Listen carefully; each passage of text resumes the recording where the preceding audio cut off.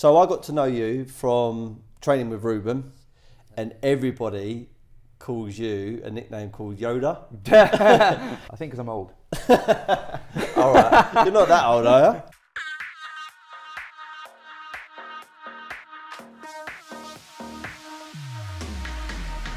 I mean, I'd like to take some credit for the introduction of strength and conditioning into the boxing world, simply because I was the only one doing it.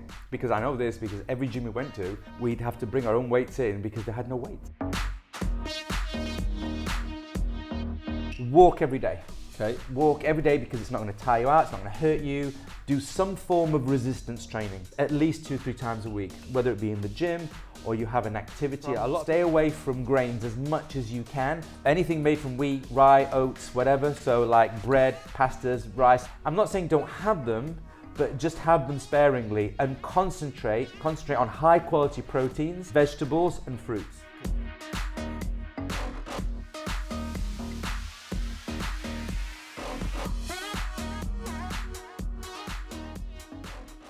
Okay, welcome back. I'm here again at Woodbury House in Soho. I've got the team here, Mimbo, so thank you guys again. I've got a very special guest here with me. I've interviewed a guy called Shabazz Chowdhury. I used to train him, yeah. Which is the Pace Journal business owner, ex-cricketer.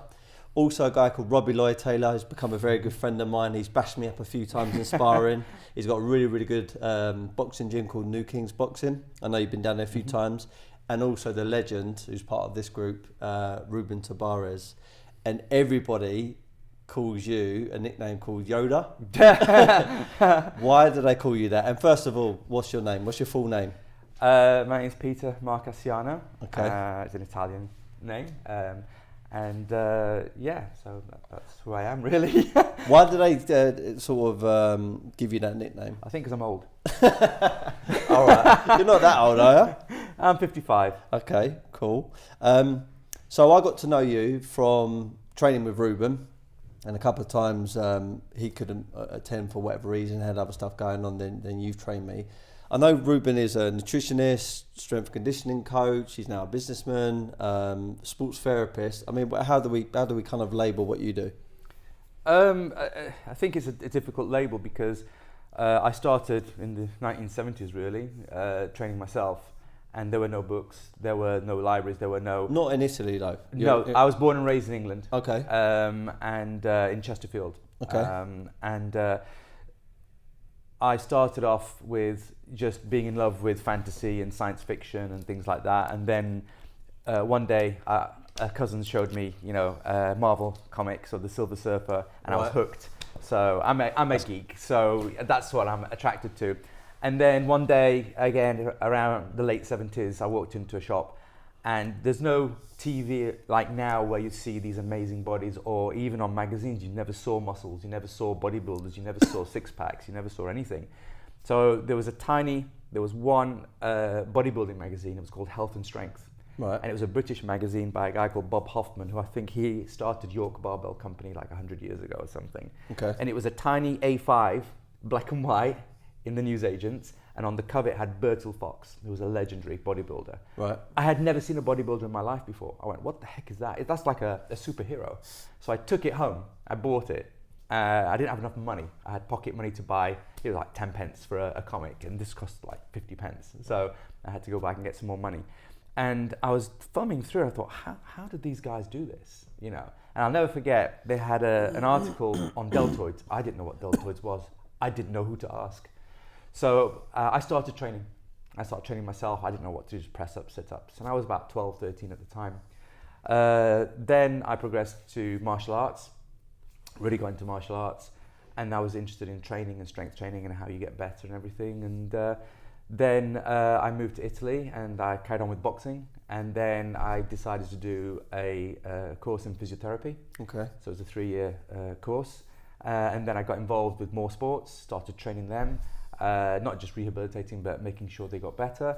And I came back to England, and I started working as a lecturer. So I lectured for like 10, 15 years. At universities and stuff? No, it was a private company that taught. It was the biggest company in Britain that trained fitness instructors, personal trainers, and at the time, sports therapists. Right. Now, you have to have a degree to do sports therapy, but back then a certificate was enough. So I was teaching on that as well. So I worked there, but then after about 5 years of full-time lecturing, I got bored and I wanted to go back to training athletes. So I came back to London in about 2000 and worked in a gym called the Third Space, which is a really good gym. And then started working with athletes. It's actually this First Space just down the road. That's here. it, yeah. Yeah. I opened that in 2002, I think it was. Okay. Yeah, so, and then I started working with more athletes again, and I got back into it, and that's how I met then Ruben. Because I was just going to interject there. I had a couple of sessions there for my shoulder, or for my inflamed bicep tendon. Seeing a lady there called Claire. I think she's got a share in it actually. And then I saw another guy for my nose because I've had this inside I think cartilage has moved over and I can't breathe up one side. Sure. And then he started talking to me about, it was like a kind of crazy Australian guy he used to look after David Hay. Mm-hmm. So now you're mentioning the First Space, it kind of now is all clicking. Right. So yeah, it makes total sense. So yeah, sorry, I just. So that's my thing. So strength and conditioning didn't exist back then. So I was doing strength and conditioning, and in fact, when I was working with David was 17 at the time. I was doing weight training and plyometrics with him, and at the time, so we're talking about 2000 and 2000 really, and 2001. All the boxing coaches and everyone around him said, "You're crazy. You're going to make him slow," because back then, no serious boxer would work with weights because it would slow you down. And I said, well, I work with elite sprinters and they work with weights. So I did that, and they said, oh, he's going to slow down. Well, he didn't. He got more powerful and he was as fast as he was. So since then, I'd like to take some credit for the introduction of strength and conditioning into the boxing world, simply because I was the only one doing it. Because I know this, because every gym we went to, we'd have to bring our own weights in because they had no weights. Yeah. They had some hand weights. And I'm not a big believer in punching with hand weights, and that's a whole different area. Because of the nervous system, and it forces your arm to retract, because if you overextend, is that right? That's what I've been taught slightly. You can do it, but the way you do it is wrong. So if you try and move really quickly with the weights, what happens is you just tense up and you tighten up. But if you loosen up and just throw loosely, you'll actually do it properly. Okay. All right. That's why, for example, people use like Dynabands to punch with, and that's even worse. Okay. I used to work with Olympic javelin throwers, and I work with obviously bowlers, fast bowlers like Shabazz, I've got another guy called Aj, I've followed him for 10 years, and now he's been signed up for Hampshire. Okay. And what happens with the Dynaband very quickly is that if you're going to throw something, if you're going to punch or hit something, then you've got to overcome inertia. So basically, you have more resistance at the beginning of the movement than at the end. Right. It's like a car. You push it, and there's a lot of resistance. But once you've got it moving, it's going. So if I'm throwing a ball, if I'm throwing a punch or a javelin, the first 2/3 of the movement is acceleration. So your fastest position is here, 2/3 in. After that, you start to slow down. So that's the sweet spot when you're punching. So you want to hit them 2/3 out there. If you hit them right at the end, there's hardly any power on there at all. Right. So you've got to that's timing. Okay. That's timing. Now with the Dynaband, if you think about it, you have the least resistance at the beginning, and then you've got more resistance at the end. When you're throwing something, you have most resistance at the beginning, and you have the least resistance at the end because it's moving. You have less inertia. Then, at the beginning of a movement, that's the slowest part. That's the slowest part of the movement. The end is the fastest. When you have a Dynaband, if you look at someone, the fastest part is the beginning and the slowest part is at the end. So it's completely opposite of what you're trying to do. And I see this all the time with sport. And people think, oh, it's a great idea, I'll go and do it. And I've gone off track again, sorry. No, it's valuable information. I'm just sitting there and just getting blown away. Okay, so you've done strength conditioning for David Hay, as you mentioned. He went on to be unifying all the cruiserweight world championship belts, become a household name, then went to heavyweight. So you were working alongside Adam Booth? Yeah, Adam and I actually worked together at the company where we trained. So Adam actually came and did the course, and I met him. I was the teacher, I was a lecturer at the course. And Adam was really good. So we took him on. The company took him on to be a lecturer. So he lectured with me, and we moved down here, and we were lecturing for a good 2 years in Islington at the Business Design Centre. Okay. And that's when, we got on because we had boxing in common. Yeah. 'Cause I actually boxed as an amateur in Italy, not over here in England. So we do pad work, and then we got on, and he's as silly as me. So like we had an office, and when no one's looking, we were playing table tennis over the tables rather than doing anything else. But then he took me down one day. He says, "Pete, got this guy. Have a look at him. What do you think?" And it was David. And I took a look, and I went, yeah, I think he could do something. You know, he's got the right physique, the right attributes. I was going to ask actually, just to interject on that point. So, do you think it comes down to a little bit of nurture rather than nature, or do you need to have a bit of a balance on that? I would say it's in sport. I'd say it's 90%, 95% nurture. Okay. Okay. So the talent bit, I don't believe in talent. I have no belief in it at all. You can look at the histories of some of the heroes of sport, and you think these guys are blessed, and articles are written about these people, and these people get angry, and they're going, hold on a minute, I worked harder than anybody else on the planet to be good at this, you know. So it's a misnomer. The only talent bit, and it's not talent, it's physiology. So if you want to be a basketball player, you've got to be a certain height. You know, if you're 5'0", and that's not talent, that's just a physical attribute. Yeah. If you want to be a jockey, you've got to be small. Yeah. If you want to be a gymnast, same thing. So I don't believe in talent. If you want to be an elite sprinter, let's say you want to run under 10 seconds, really you have to have a certain amount of fast twitch fibers. Otherwise it's going to be very difficult for you to go sub 10. So take away those extremes, which are a tiny proportion of all the sports. You take any other sport, especially boxing, you give me anybody, I'll make them hit hard. So for example, it's a myth when people say, oh, he's not a hitter. If you're taught how to punch correctly, every person on the planet can hit hard and knock somebody out. Anybody. I see it all the time. And it's similar to most sports, even in like I've worked a lot in tennis. You know, people say, oh, I haven't got a good serve. Well, it's because your biomechanics are not very good. Your technique is poor. All right, you can get as strong as you want, but if your technique... It's like, for example, this young gentleman I'm talking about, Aj, when he was... I worked with him since he was 8. And everyone, oh, he's so talented. All right, and I said, well, okay, that's fine. And when he got to 12, 13, 14 years of age, people already started wanting to do weight training with him and power training. And his contemporaries, his age or 1 year older, were doing a hell of a lot of weight training. And I said, no. We just did some technique work with some very light bars. I said, when he's 16, 17, I'll start putting the thing on. But the first thing we have to do, I talked to his cricket coach, who was a fantastic cricket coach, Neem. I said, continue with the technique. So he was bowling. I may get the miles per hour wrong, but roughly 70, 72 miles an hour when he was 15, 16. His contemporaries were doing similar, but all power. It was all power. Aj was only doing it with technique. Okay. Now he's 18, I've started giving him some weight training. So he's got that technique base, and now it's all gonna... These other guys, they've pretty much reached their peak, and they're injured. Oh, and those other guys got stress fractures in the spine. Same happens with rowers and whatever. So going back to your question, nurture is far more important. For me, I honestly had the idea of the phrase talent is overrated. Then I saw someone come out with a book and went, I knew I should have patented that. But I totally agree. I think talent's overrated. If someone comes to me and says, this guy's talented, I'm not really interested. Yeah. So like going back to the even bit previously about David Haye, that guy is, I know you've got people like Anthony Joshua, Tyson Fury are massive guys, but David Haye is a lump, you know, he's a big guy.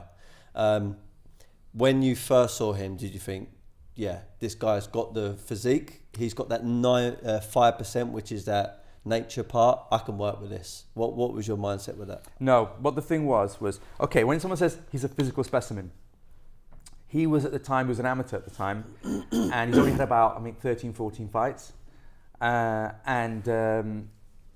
When I saw his previous fights, I saw how explosive he was. So he's naturally explosive.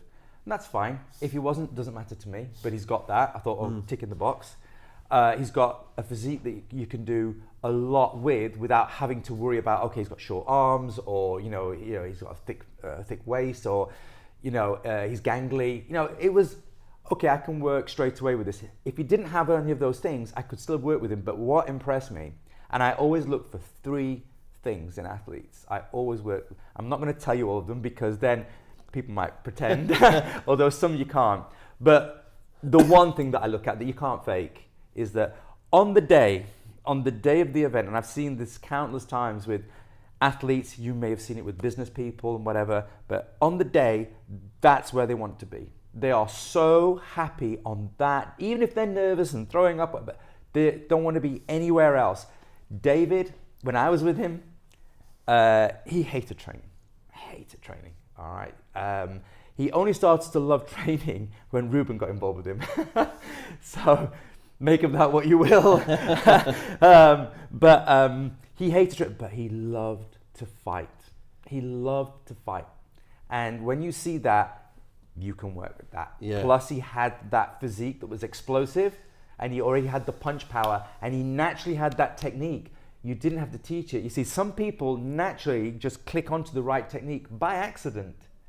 So that's the reason why I said we can work with him. Yeah, I'm glad you mentioned about business people, because being in business but also sales people are very, very similar to boxers. You'll know that when times get tough, like a good boxer or a fighter, they have the technique, but if it's not really working, they just go into fight mode, which is, let's just have it. Let's have a scrap and let's just see if that works. With a good salesperson, if the techniques are not really working, they keep on getting objections, it's not going their way. Just now, I'm not saying they become malicious on the phone, but they just have this grit, determination to battle through the day and get some results. Yeah. And it comes down to that thing that you just said. David had that fight. I think I look for people that have got the attitude. There are certain people in organisations that I work with, and they are there early, they stay late, they do every single hour that God sends, and they've got the absolute right attitude. And I think in life, if you don't have the attitude, you've got nothing, because when times do get tough, which it will, then you're gonna fade away. So, David Hay, George Groves, you train with? I did the strength and conditioning for George. Yeah. What was he like as a person? Horrible person. No, he's a great guy. I talked to him the other day actually. I miss watching him, because I watched him actually when I used to sponsor Sam Webb. Yeah. And then Bradley Skeet. They both went down to... I know Bradley really well. Yeah. He's a top guy, really genuine, lovely guy. I went down with Al Smith actually, with them two, and they went down to, I think it was the former Haymaker gym where George Groves was still there. And George Groves, I knew he was at a level, and this is not me from like being a professional or an expert in boxing, just from a pure fan's point of view. I went to watch him spar, and he sparred, I think, Sam Webb, some cruiserweight ranked person. I think he was like second or third best in the world. I can't remember who his name was. I think it's some Russian kind of guy. I think sparred one other person, and then Bradley Skeet. So 4 different opponents back to back. I think it was at least 3 rounds each, and he didn't break. And it was like watching a ballerina on stage for like Swan Lake or something. It was beautiful. I was like, bang. And I was like, this guy is incredible. Like, absolutely insane. And you know when you hear people say there's levels to certain things in life, sport, business, sales, whatever, I really saw that guy, like, the level was just superior. So, him being a world champion, I don't think it come as a great surprise, but I think he got a lot of stick in the media and stuff like that. And that's a good actual example, because don't think for a second that he was born being able to do that. That wasn't his style. Look at his earlier fights before he turned pro. I credit Adam Booth and George Groves, because again, I told you a story earlier about upsetting people. Yeah. I upset people a lot because I tend to say it as it is. I'm a grumpy old man. You see, Adam moved him around, and George said, yeah, I'm fine with this. This is good. I'm going to work at it. And there were certain things that he had to work on. I can say it now because he's retired. But with his right hand, he had certain things that he wouldn't do properly, and we had to rig up these harnesses, bands, in different positions to get him in the right position. And George constantly himself going, this feels better, let's do this. You see the finished product, but the hours and hours that went in on one type of punch in one particular instance that we had to perfect. Whereas a lot of fighters, let's say, and it's not just boxing, football's the same, all sports are the same, will just and do their thing. Yeah. But they're not thinking about, being really, really methodical and looking at details. George was always meticulous with everything that he did. And that's why a trainer like Adam Booth, who again is very meticulous, all right, suited him down to the ground, and he was very happy to take, his direction from him.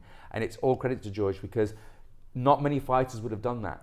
And that's why he did well. And that's why when I first saw him, and I said, this guy will go, because it's not the talent. Yes, one thing with him, naturally, he's not naturally powerful and quick, but he has an engine that will not stop. That's his natural thing. That's his thing that he's got, all right? Whereas David, because he's a fast twitch fiber athlete, he hasn't got the same engine. So you had to work on that a bit more.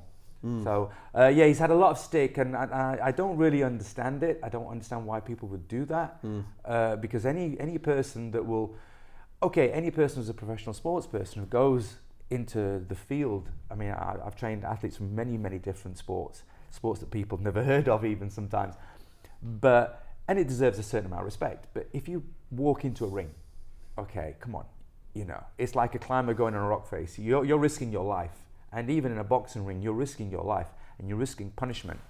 So to have a go at someone who's gone through that, I just think it's bad. You can criticize their performance a little bit, but I think sometimes it just goes a bit beyond. Yeah, it does. Do you think it was kind of the right move for him to retire now, or do you think he could have gone on a bit?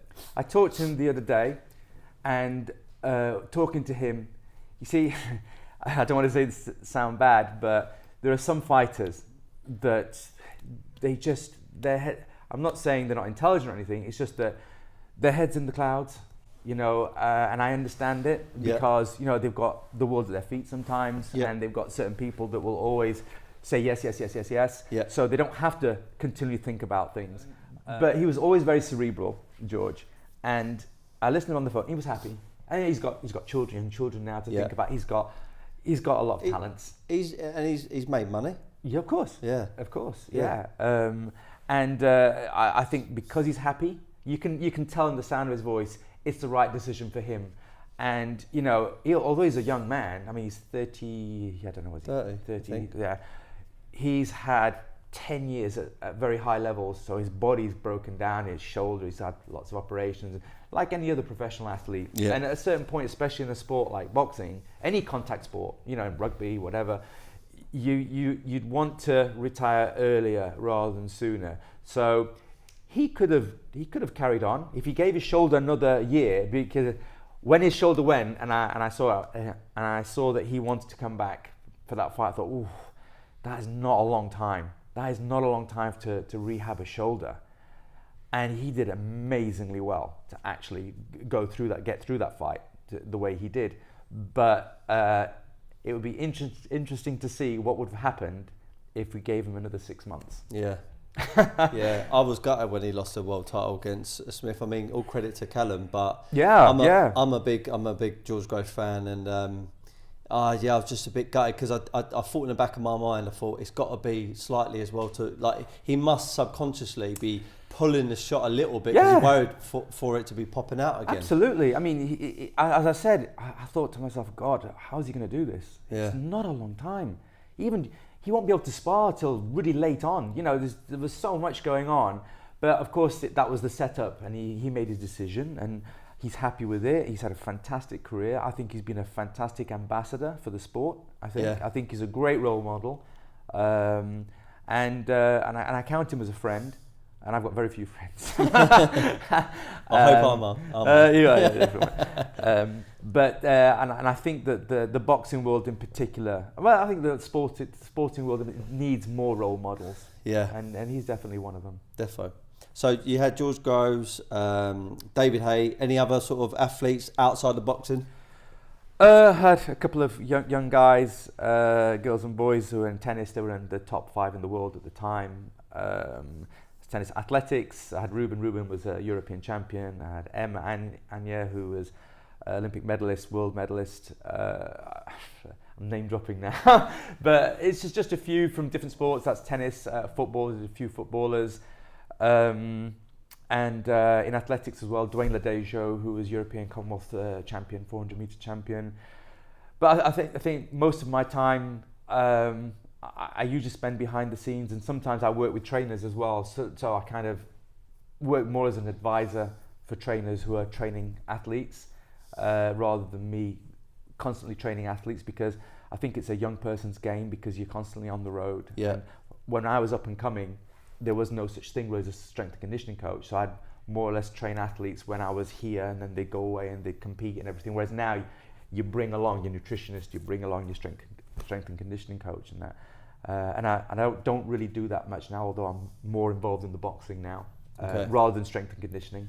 Yeah. So you got Ollie Edwards. As I mentioned earlier, I'm going to come to the fight. I'm bringing about 8 people with me. Wow. Wow. Thank you. I obviously want to be seeing Ollie do his thing. I know he's probably going to get a knockout, just because of his sheer power.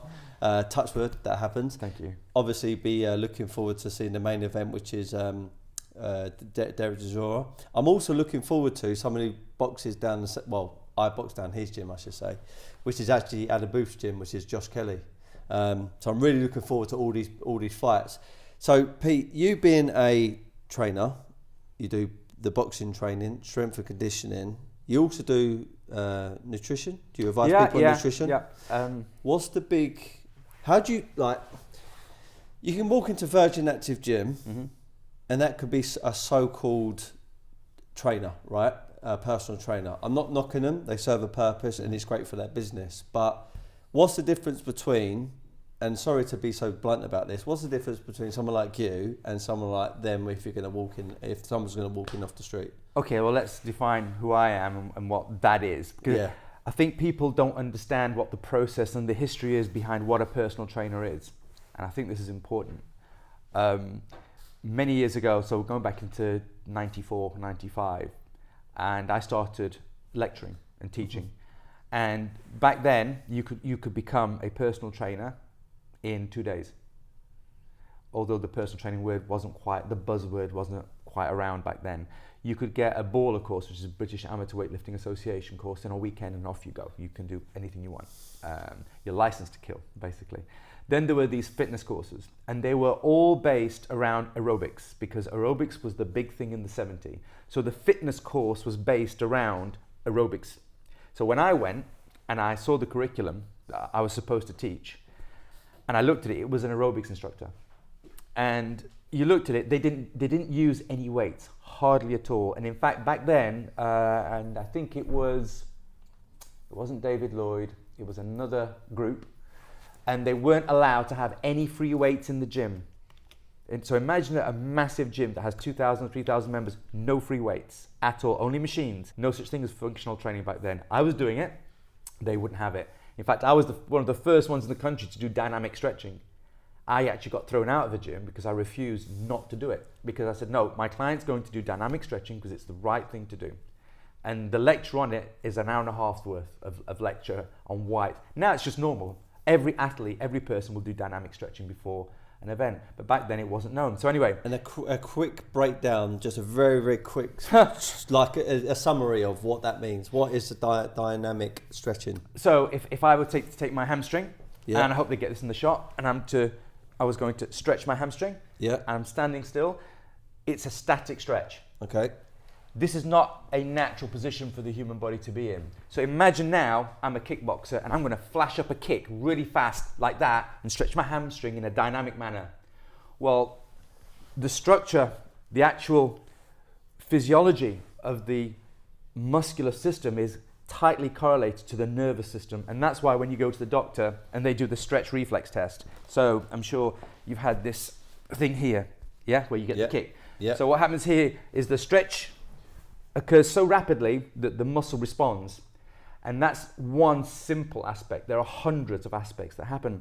So when you kick very quickly, lots of things happen in the muscle. Now if you just stretch statically, the muscle is used to move, just staying still. But if you suddenly do a massive kick and you stretch rapidly, the muscle will think it's in danger and it might contract and you get a tear. So any kind of event that you're going to do explosively, if you do static stretching beforehand, you're literally going to set yourself up for injury. The other thing is, if you do static stretching, again, the central nervous system is really, really intertwined with the muscular system.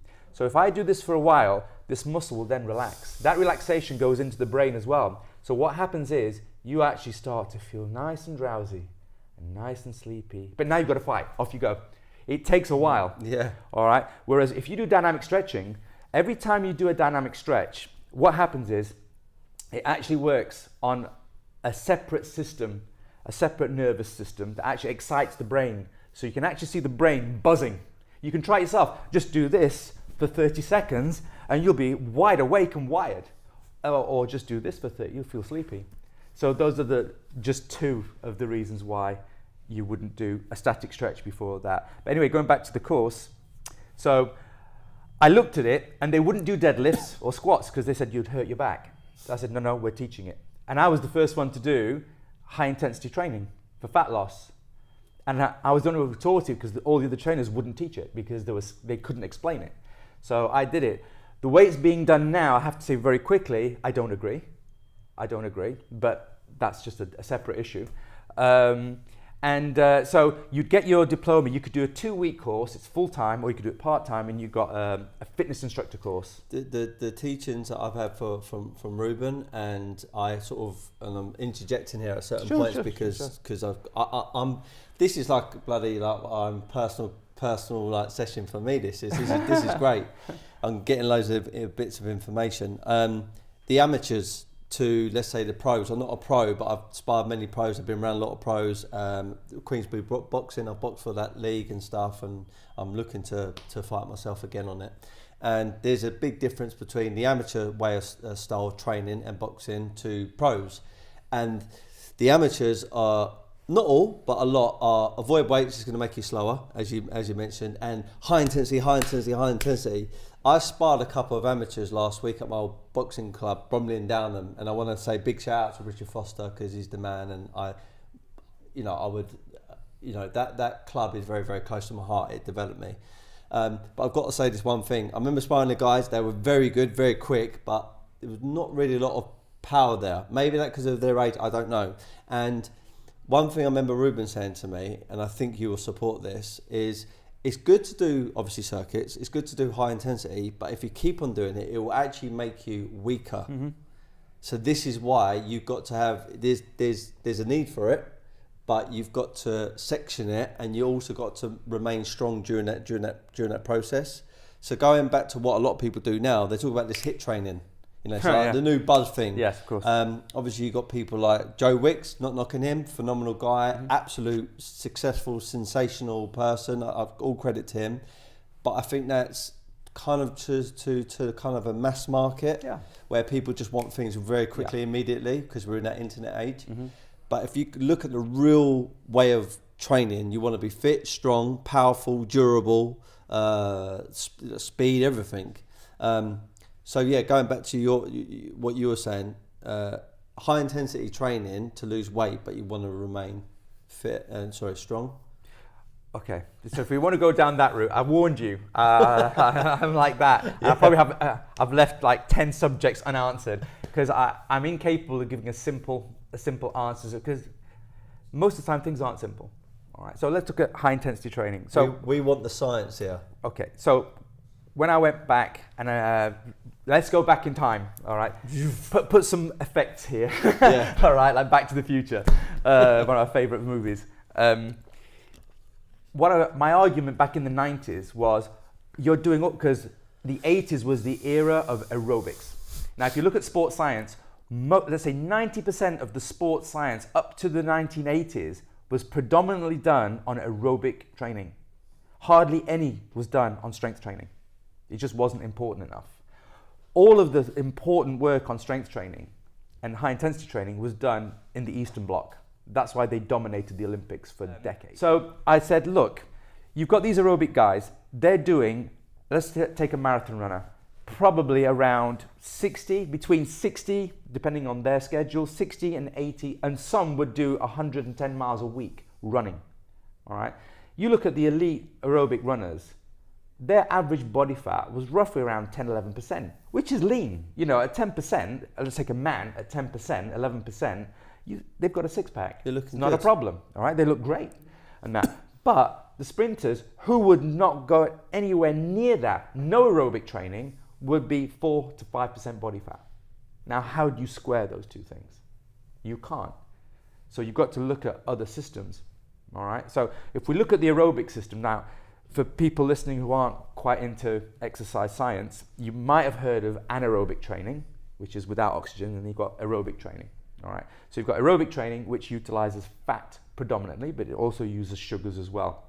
But it doesn't produce a lot of energy, but you can carry on. So let's just say I've got now more fat than I need, but I'm probably around 13, 14% body I'd just say fat. you're saving energy. Yeah, That's yeah. what it is.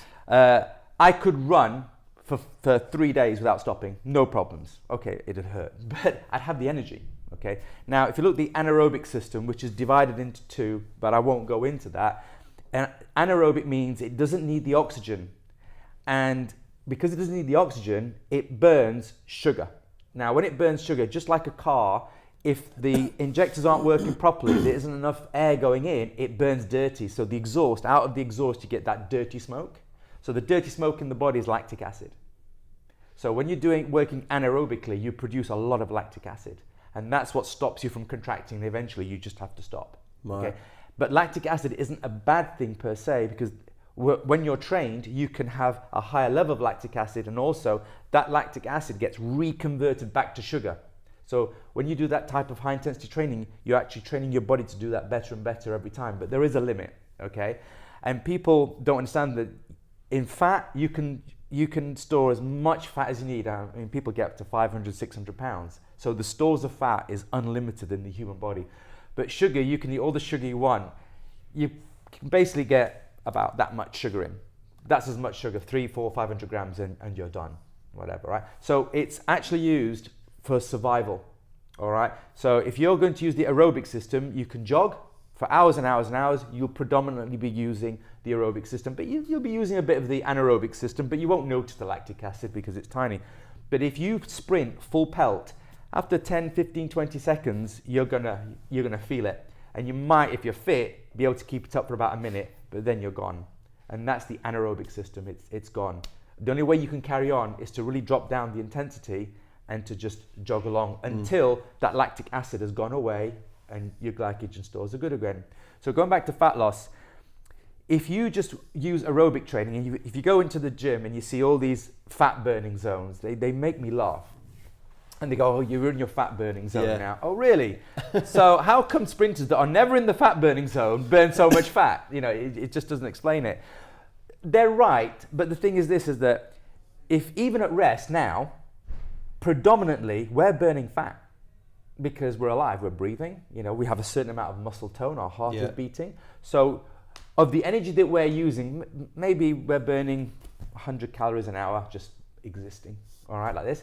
Let's say 80, 90% of it will come from the aerobic system. Okay. All right? But if we started sprinting, okay, we'd be burning, 300, 400 calories an hour, but most of that will be coming from the anaerobic system. So their argument is, all right, well, you want to use the largest percentage of fat from the aerobic system.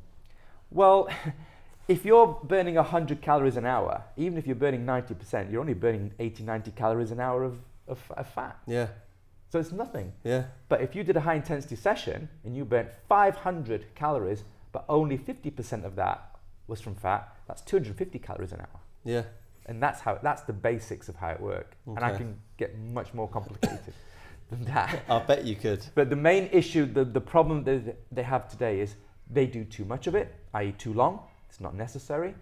But obviously, if you want to have a nice video, you're going to have to do that. Yeah. Here's me being catty. Yeah. And the other thing is, if you have a high intensity session like that, you need to recover for 2 days. At least. Now, think about it. I've seen these videos go out, and I've had I say victims, all right, sometimes because they're injured. because it's just too much for them. It's not that it's a bad session, it's just too much of it. Yeah, too much of a good thing. And they're doing it every other day.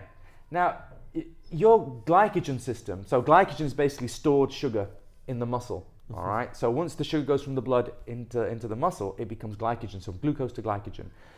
Even if after a high intensity session, you start chugging, sugary drinks and pastries and whatever and pasta and get the sugar back into you, even if you did all that, it would still take 2 days to get your glycogen levels back. And the other thing that people don't understand is that high intensity training really suppresses your immune system. Yeah. Aerobic training also suppresses the immune system if you do too much of it, by the way. And one more thing, is that aerobic training, and this is another reason for fat loss, if you do a lot of it, you'll notice that your testosterone and growth hormone starts to drop. Whereas high intensity training increases growth hormone, but only if you're fresh. So you can see now why, if you're doing it too frequently, you'll feel great for the first week or two, but then your testosterone levels, your growth hormone levels, because growth hormone is the fat loss hormone par excellence, which is why a lot of people will take growth hormone not to get muscle, but to get lean. That's why they use that, because there's only 2 ways of increasing, well, there's 3 ways of increasing growth hormone. One is high intensity work, i.e. high intensity sprints, which is why the HIIT training works really well. Very heavy weight training, or explosive weight training, sleeping. And so if you do those 2 things with high intensity training, you have those high intensity workouts that burn a lot of calories, and as a result of that, you burn a lot of fat, and you also have that increase in growth hormone, which increases fat loss. It's great, but as you said, you've got to be able to temper that with everything else. And a lot of boxing type training, I mean, you see a lot of it in football as well, a lot of it in rugby as well, especially in the amateurs and that. I mean, they've got lots of people in there. They've got to train them, and sometimes they don't come in every day. So the trainers have to make sure they've got a certain level of fitness, and the easiest way to do it is to do a high intensity circuit. Yeah. Because where do circuits come from? They come from the military.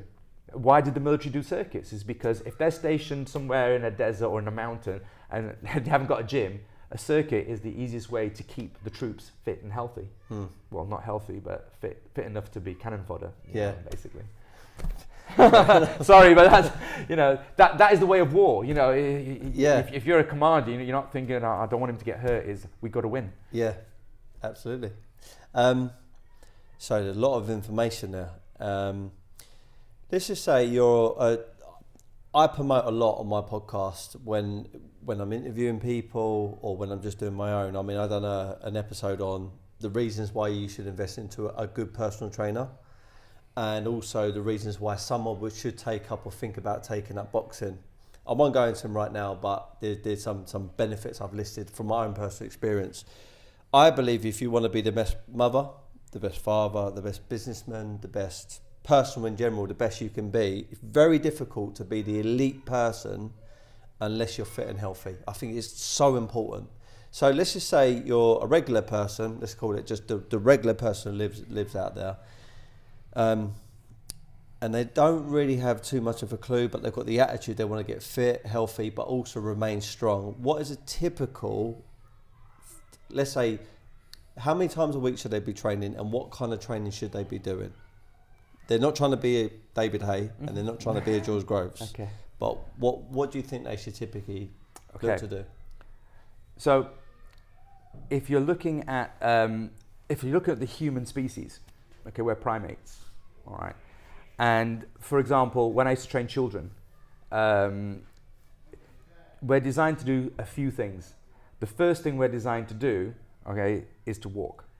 That's what we're made for. We're made for walking and jogging, not sprinting for extended periods of time. In fact, the marathon is, I remember Ruben saying to me, I swore in front of him. The version of swearing is, Ruben, I've signed up for half a marathon. And he looked at me weird, and I was like, is that a bad thing? And he was like, okay, if you're going to do it, only do it once and don't do the training for it. Exactly. And I end up doing it, and I end up actually beating a few people that are kind of normal runners. I carried on doing my boxing stuff. I didn't enjoy doing it. I won't do it again, but at least I've done half a marathon. Well done. But yeah, I'm glad you said that, because he always says that the human body's not designed to We can run all day, and we're designed to run all day. We're designed to walk all day. And we are, as a species, there's no other animal on the planet that can do what we do, okay? We can hunt down an elk over 3 days, and we'll run it down until it dies of a heart attack. We won't. We can't match its speed, but we can track it, and we can we're like wolves. We just keep going. We're worse than wolves because we can sweat. So if we were on the savannah and we're sweating, we're keeping cool. But you take an animal that's got a fur or something like that, and it's going to overheat. Even if you're hunting it in some kind of woodland in a forest in England, eventually it'll overheat and it will just die. And we can kill it and we can eat it. So we have that ability, and we're born for that. We're born to walk, we're born to run. We're born to squat, and we're born to throw. More importantly, we're the only species that can throw at the speeds that we do. Nothing else, not even a gorilla can throw like we do. No, not even close. And we're built to climb. So if you do those things, and you just do those things, you're going to be very healthy. So going back to being really good stuff. Being excellent at something. I always go in the past. So if I look at athletes, I look at 1,000 years ago, 2,000 years ago, 10,000 years ago, 50,000 years ago. So you look into anthropology and look what was happening. And we know how big and strong people were 10,000 years ago, even 2,000 years, like Spartan warriors or Roman warriors, because it's very easy to see how muscular a person was from the skeleton, because where the muscle attaches onto the bone, it tugs on the bone. So the bigger the bump on the bone, the stronger the muscle was. You look at those bumps, we don't have them today. Yeah, we don't have them today. So I'm going off track slightly, but anyway, going back onto being an excellent person, if you look at geniuses, I highly recommend a book called Daily Rituals by, I can't remember his name, I'm sorry, but he actually catalogued the habits of 150 geniuses in dance, music composition, literature, science. So people like Darwin, people like writers and conductors like Mozart and that. And he tried to find, what do these geniuses have in common about their daily rituals? Like, what time did they get up? What time did they do their work? And some people worked in the morning, some through the night. Some people were alcoholics, some people were drug addicts. But the one common thing was, most of them carried a notebook and they all walked. All of them. It was their daily ritual. They would walk for on average 2 hours. An hour in the morning, an hour in the evening, or just 2 hours. And all of them swore. I think it was Goethe that all problems are solved by a walk. I think it was Goethe. So the first thing they have to do is walk. 2 hours a day, an hour in the morning, an hour in the evening, or 45 minutes, whatever. That's the most important thing that you've got to do, because with walking, you're actually meeting that biological imperative, i.e. blood flow. Without blood flow, you have nothing.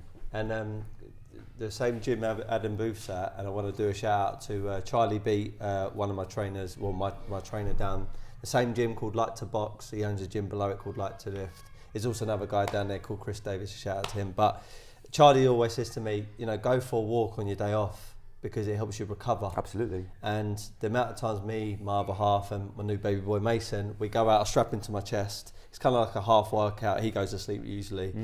We go walking around like the nice houses. It's like a bit like, like a goal setting session as well, chatting about business, chatting about life, chatting about holidays potentially. And you get back and you feel, I feel really good, like really, really good, just because I've gone for a couple hours walk, fresh air. And it's important just to go for that walk and get that recovery. If you look at the only long-term studies done on well-being, I think one of the longest ones now is probably up 35, 40 years ongoing. They're very rare studies like that because it's hard to follow people, and what happens is the researchers die over that time period, so you've got to hand over your data to someone else. And they looked at the common parameters of people who actually get things done and are successful and healthy and that, and again, the most important parameter was regular activity, not exercise, activity. So whether it was gardening, walking, but it was something continuous, something that got the blood flowing. Without blood flow, nothing can happen.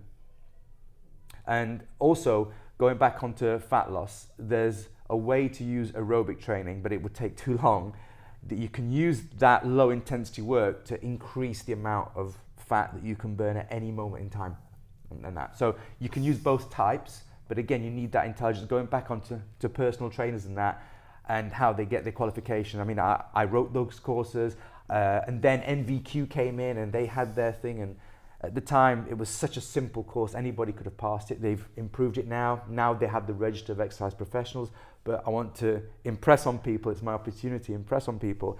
Personal training is just like anything else. A builder, a plumber, a mechanic, you get good ones, you get bad ones, no matter what qualifications you get. Try and find the one that really has their heart in the right place. So they will know this stuff. They will know this stuff and they'll apply it. Yeah. I think getting a good personal trainer is one of the best investments you can make. I know it's going to sound cliche, but Warren Buffett, one of the biggest, richest men in the world, worth billions and billions and billions of dollars, he said the best investment you could ever make is the one in yourself first, before the assets. So getting a good personal trainer, I think that consists of knowing good strength and conditioning, knowing when to rest you, having a bit of knowledge or a full extensive knowledge on nutrition, but also someone that is just a positive person as well and has got the right attitude, because some of the personal trainers I've seen, I look around the gym, they're on their phone and chatting to someone else, oh yeah, 10 more reps. Yeah. That is not a good personal trainer, you should sack them straight away, that's my opinion. So anyway, really good advice on that. I want to turn to a subject that in the last few years, but especially right now, because I've got a 5-month-year-old son, 5-month-year-old son, Mason. Nutrition has become probably number one thing in my life at the moment. Not only for myself, my partner, she's breastfeeding at the moment, but then also thinking about developing him.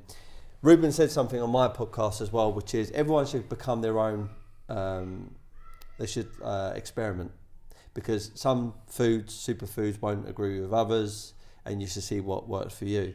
Currently right now, and I want to get your take on this, and I'm open for all kinds of being criticised or whatever, I stopped eating meat at the back end of last year. I have fish still, so you could call me a pescatarian, and I'm actually really enjoying it. Mm-hmm. I feel that when I have fish and high, let's say, plant-based veg and stuff like that, I don't ever feel bloated. I don't ever feel, I can't go anywhere. But when I had a steak and mash and some veg, I'll be back in the studio, I'll be laying on this very couch, and there has been times I've actually literally fallen asleep. Mm-hmm. I don't want to ask what should people be eating, but okay, you're back, because I know you've got a whole heap of information about nutrition. You've been studying it for most of your life? Yeah. I'm not a nutritionist, but the thing was that in the end I had to take care of the nutrition of all my athletes, because to be honest, the nutritionists we went to, they just weren't very good.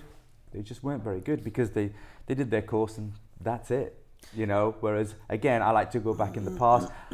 Friends of mine that got into nutrition, I told them, don't go into biochemistry.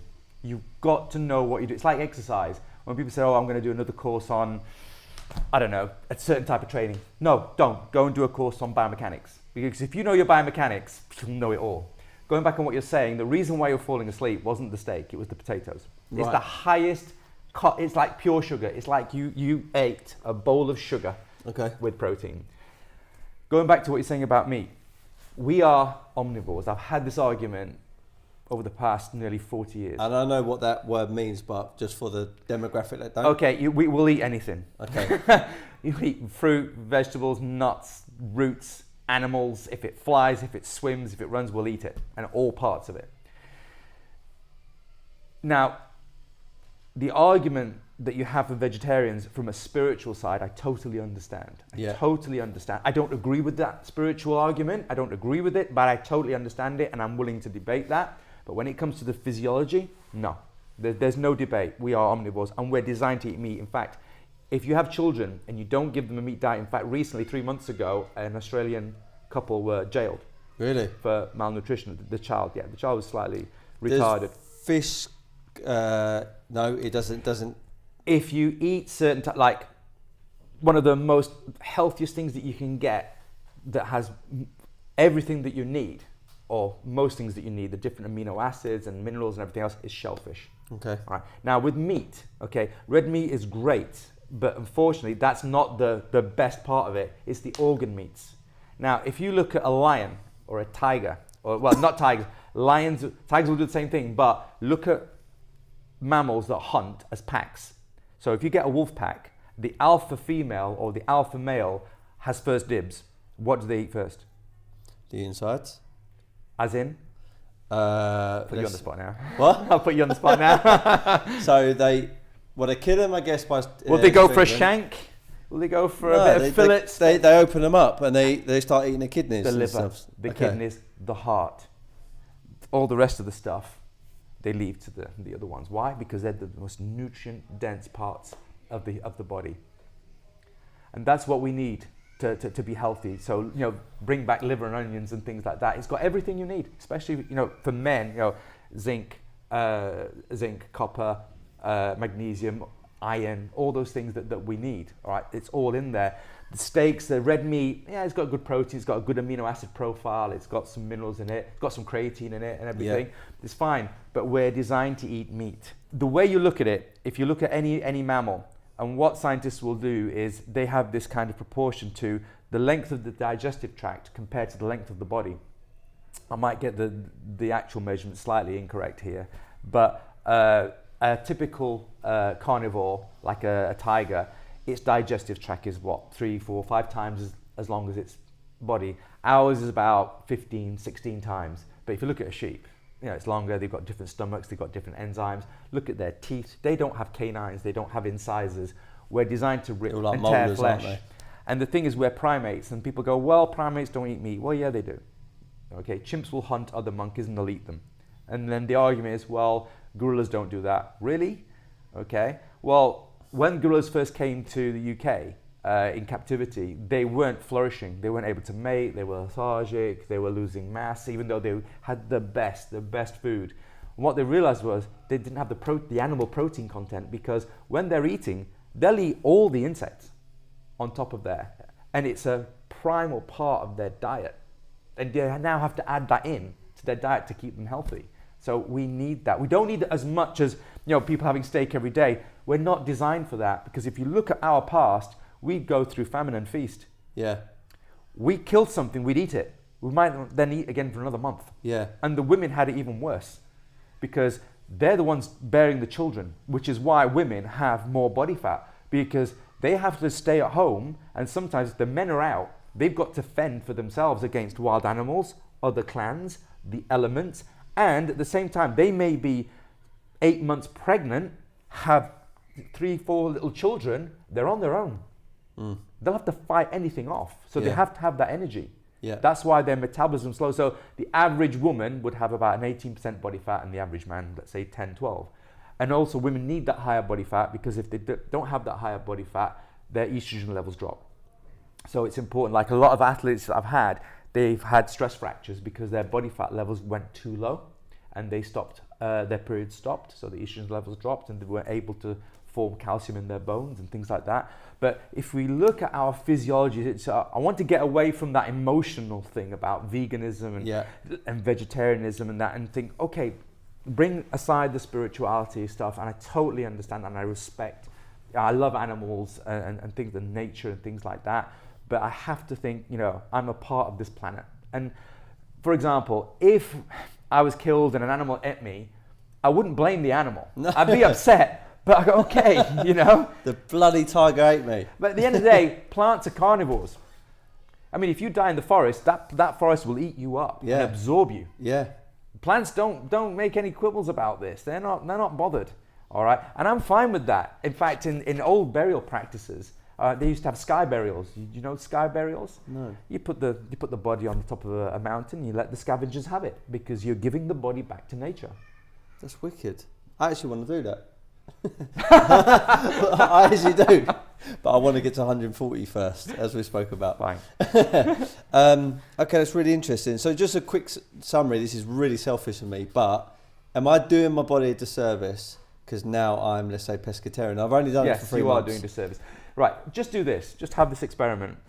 Have some organ meats twice a week, either kidneys, liver, whatever, or just make sure you have like shellfish. Shellfish are really nutrient dense. So shellfish being Cockles, mussels, shrimps, oysters, things like that. Okay, and also is a shellfish, I guess, lobster?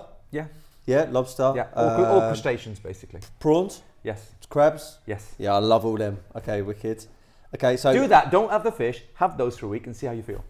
And you reckon I'm going to feel... I think you'll feel a lot better. Yeah? A lot of guys that I know have turned vegetarian. Now, they turn vegetarian, they feel great. They feel wonderful, all right, for about 6 months. And then they just go, and crash. And I've had this argument with people a lot, and they cite a certain, let's say, documentaries about being, vegan and how much it's better for the planet. But if you talk to soil specialists, and if you take a farm that's been farmed the hell out, okay, and the soil is completely destroyed, all right, what do? They put animals on there. They put cattle on there because the cattle will stomp nutrients into the ground. They'll defecate on it, they'll urinate on it, all right, and everything else. And it's the cycle of life. It feeds the micronutrients of the soil to bring it back to life. You've got to do other things as well. But there's a cycle that we have to go through. And the vegan argument that, killing is bad, let's see if killing is bad, but if you're a vegetarian, you eat crops, well, when a combine harvester goes for a field and there's a vole there, it'll just decapitate it, and the children that it has, the babies that it has, they starve to death. How many insects die? How many moles? How many mice? Yeah. I mean, anything that's in there. Very valid point. Birds that have the net, they're all chopped to bits. But, obviously, it's a difficult argument. It's very difficult to stand somewhere. But again, I try to divorce myself from that and say, let's look at what we are designed to do as a species. And if you look at the healthiest people in the world, that's their diet. So you can go back to the early 1900s. One of the first people to notice that there was a problem was a chap called Weston A. Price. And he was a dentist, but he was also a professor of dentistry. I can't remember which university, but he was also a millionaire philanthropist. He noticed something strange, that children were coming and they had dental caries, which now we take for granted, and they needed braces, and he couldn't understand it, because the reason why you need braces is because there's not enough room in the mouth. So that means that I had to remove 2 of my teeth because I was having too many teeth come through. So you're deformed, basically. Yeah. Yeah. Well, if you look at Western faces, we've got these long, slim faces. That's because we haven't had enough nutrients, and the main nutrients are the minerals. Because, plants can make vitamins, but they can't make minerals. If it's not in the soil, you're not getting it. In the West, if you have a field, the farmer is going to put fertilizer. What is fertilizer? Have you ever seen a sack of fertilizer? It's white with a blue stripe and it says PNK, phosphorus, nitrogen, potassium. Are they going to put any molybdenum in there? No. Any iron? No. Why do we have a crisis in diabetes? Because we need chromium. Do they put chromium in the field? No. We've been farming it for 1,000 years. There's none left. But if you look in ancient cultures, what used to happen was you had the floodplains. The floodplains brought the silt from the mountains, which is rock dust, minerals. You can't absorb them. But once it goes into the earth takes it with the microorganisms, the plants grab it, chelate it. When you eat it in that position, in that format, you can absorb it. We don't have that anymore, and that's the problem. So I can't remember why I'm saying that now, but you have to go back to the physio. Oh, Weston A. Price. He went around his book is about 80, 90 years old. It's a big tome, but it's got lots of photographs of indigenous cultures that have these fantastic features with the cheekbones out here, perfect teeth, never seen a dentist in 50 years, no braces, no heart disease, no problems at all. But any of those children that got put on a Western diet, same thing happened. Deformed faces, crooked teeth, braces needed, the whole 9 yards. It comes down to diet. It comes down to diet. And the main thing, the most difficult thing, is minerals. It's really, really difficult, which is why superfoods are excellent, because, this is going to be a problem soon though, because now they're starting to farm the superfoods. And they're labelling a lot of stuff like superfood this, superfoods that, and what they're not explaining. Yeah, beans are superfoods now. Yeah, they're not explaining that you need one superfood to complement another superfood for it to be absorbed into the body. No one's given the education behind it. No. Well, I mean, at the end of the day, this is the thing with supplements, for example. Say, you're deficient in B1, have B1. No, just have B6. no, scrap that. We'll just give you vitamin E. Oh, we'll give you a whole lot. But there are nutrients that we know nothing about. None. That's why they keep discovering new ones every day. All right, not the macronutrients or the big vitamins like vitamin B and C and things like that. But the thing is that our digestive tracts were not designed to take things in on their own. They're in their own sustained package. So if you eat an orange, vitamin C, which is not ascorbic acid, which is what everyone thinks is vitamin C, it's made up of many other elements. Everything you need to absorb that vitamin is within that orange. And just to let people know, the white bits that you see, the pulp, that's where you've got a lot of the benefits of the vitamin C. Take that as well as the juicy bit. All right. Vitamin P, isn't it, in the pith? I don't know about that. Yeah. But there's I've forgotten the name of it right now. But a lot of the actual whole complex of C is in the pith. Yeah, nice. Yeah. So the thing is, if you eat a natural food, so if you eat a liver, you have everything that you need in its perfect package that you can absorb almost 100% of. So if you take, for example, raw milk, there's vitamin C in raw milk. The calcium, you can absorb all the calcium, but once you pasteurize it, you've destroyed the whole thing, and that's why people get eczema and things like that from pasteurized milk. And the reason why you pasteurize it, people don't understand. To avoid getting TB. Well, why would you get TB from milk when we've been having milk for at least 10,000 years? No one was getting TB. They were only getting it actually in the Victorian times, because what happened was you had the Industrial Revolution. Suddenly people wanted milk in the cities, but you can't cart milk in from 50 miles away and with no cars, it will just spoil. So they had cows in the cities. There's no place to put cows in the cities. They had them underground. They lived there all their lives in their own feces. Wow. No one cared about hygiene, so they're milking these things without didn't know about washing their hands, and of course people are going to get sick. But I've had raw milk for 30 years, no problems at all. So that's why the pasteurization had to come in to make it clean. But nowadays, with modern practices and clean practices, there's no danger. So like someone walking into Sainsbury's today and saying, I'm going to get this milk for my tea, I'm going to have it on my cereal, I'm having it because it's full of calcium. No, you won't absorb any of it. Yeah. But if you had some spinach and broccoli, you absorb probably 90% of the calcium that's in there. In pasteurized milk, okay, you think you get calcium from milk. Which country? And I'm not asking, it's not me. No, when I say you, I'm being metaphorical here, all right, okay. Although you're to blame for most of it. Which country in the world eats the most dairy products?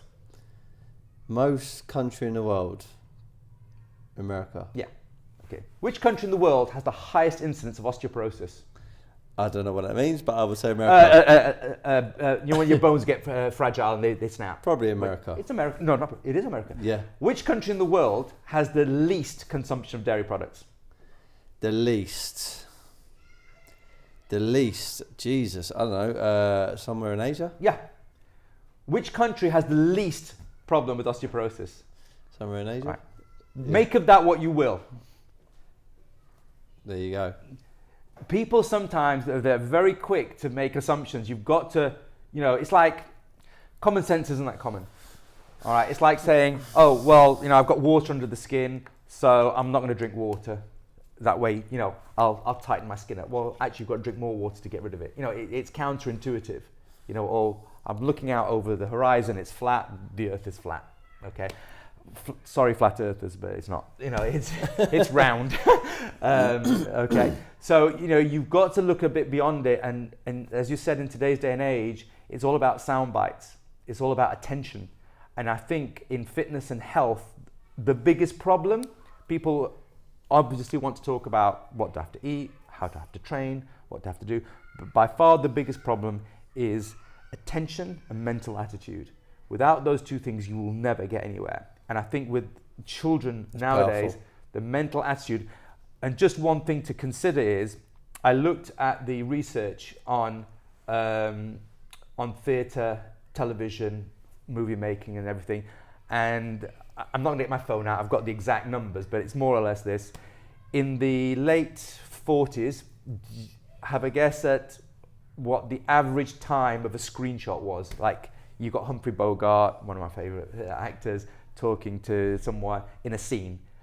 How much time was that frame on for before they changed camera angle and stuff like that? On average, those really old black and white movies. 10 minutes? No, not as long as that. Oh, right. It was about, I think, roughly 48 seconds. Okay. Now you think about 48 seconds, I won't do it because you know time is money, but it's a long time. Me and you having a dialogue, all right? Do you know what it was? I think I got the research in 2009. What it is now? 3.2 seconds.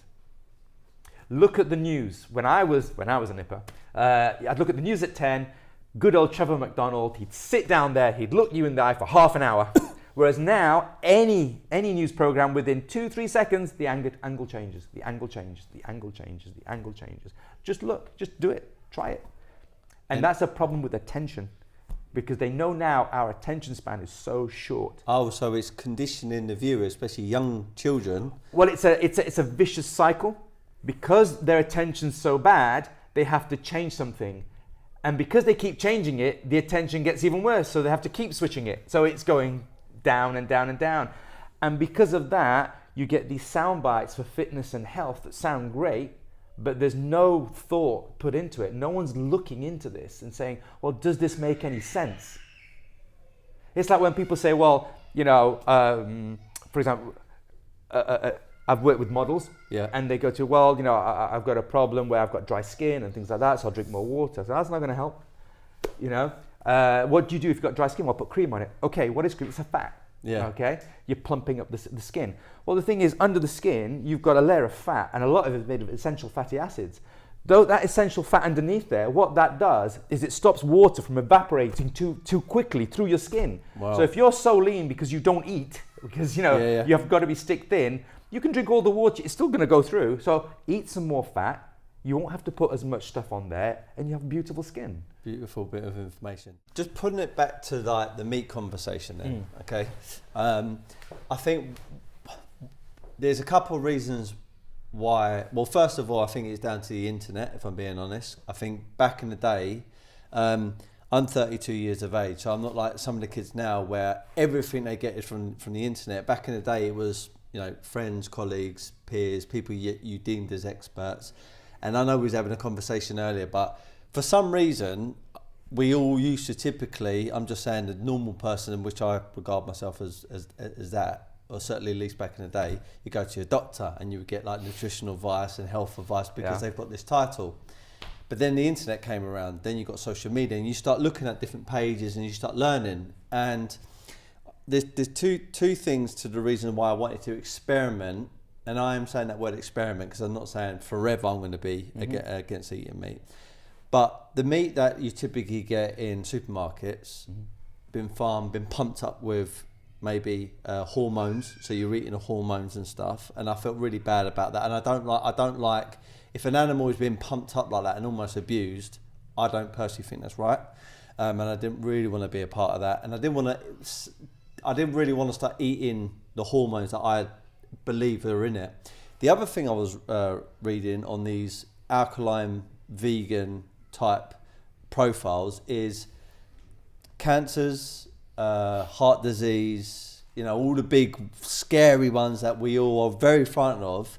They all are talking about obviously refined sugars.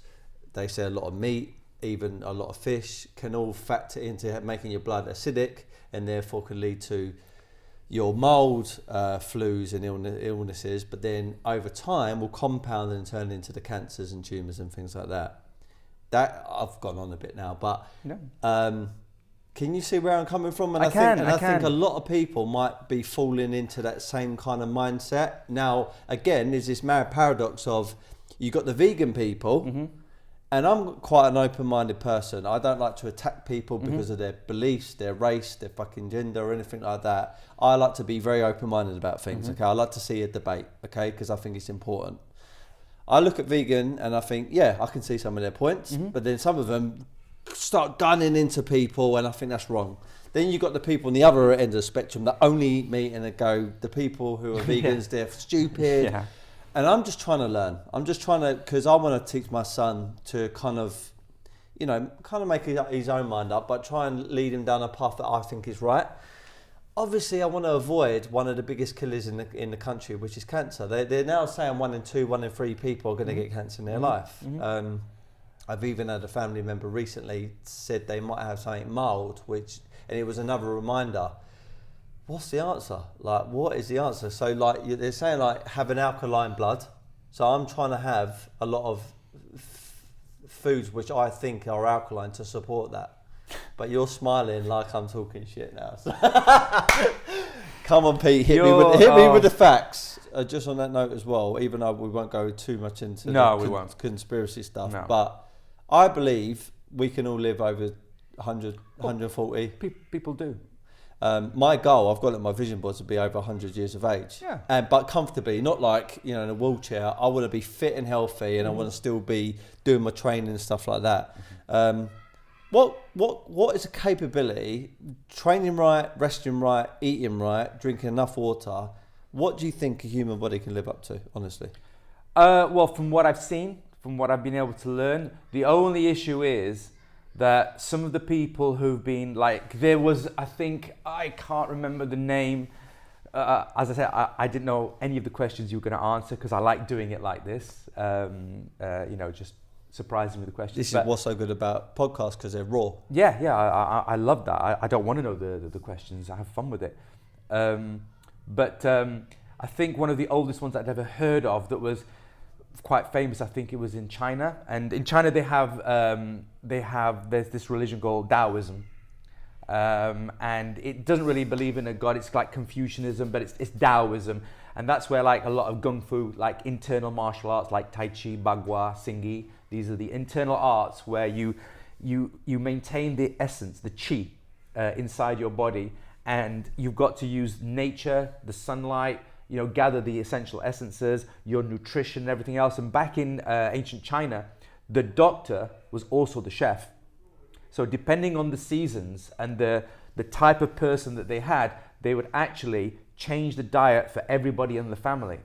And the doctor, who was also the chef, was also usually the martial arts instructor as well, because back then the martial arts was used as a form of, like, you might have heard of apart from Tai Chi, you might have heard of the breathing exercises that they do as well to enhance the chi. And what would happen was the doctor was paid, but if anybody in the family was sick, the pay stopped until they were well again. Imagine what would happen if we did that. That's mad. Now, that's just something to think about. No one talks about prevention. They all talk about curing. And do your own research. Go back to basics. And my main bone of... I smiled when you started talking about alkalinity. Okay, what's worse? Hyperacidosis or alkalosis? I'm going to just take a wild guess, and I'm going to go with the latter. You'll die with both immediately. Right. You'll die within minutes. Okay. So you can be too acidic, you can be too alkalinic. This is... I'm going to get shot. I'm going to get assassinated as soon as I walk out that door. Ruben warned me about this. Yeah. We'll get you a bulletproof vest. You sure not with the Illuminati? Yeah. But, okay, let's talk about this alkalinity thing. You know, these alkaline waters and things like that. This is the thing that cracks me up. And it's like, drink alkaline water. I'm going, you've got to be insane. Because think about this. We are wonderfully designed, okay? If you eat something, it goes down the esophagus into the stomach. What is the first thing that anything from outside of your body encounters from something within? This is an interesting thing. It's not even within your body yet.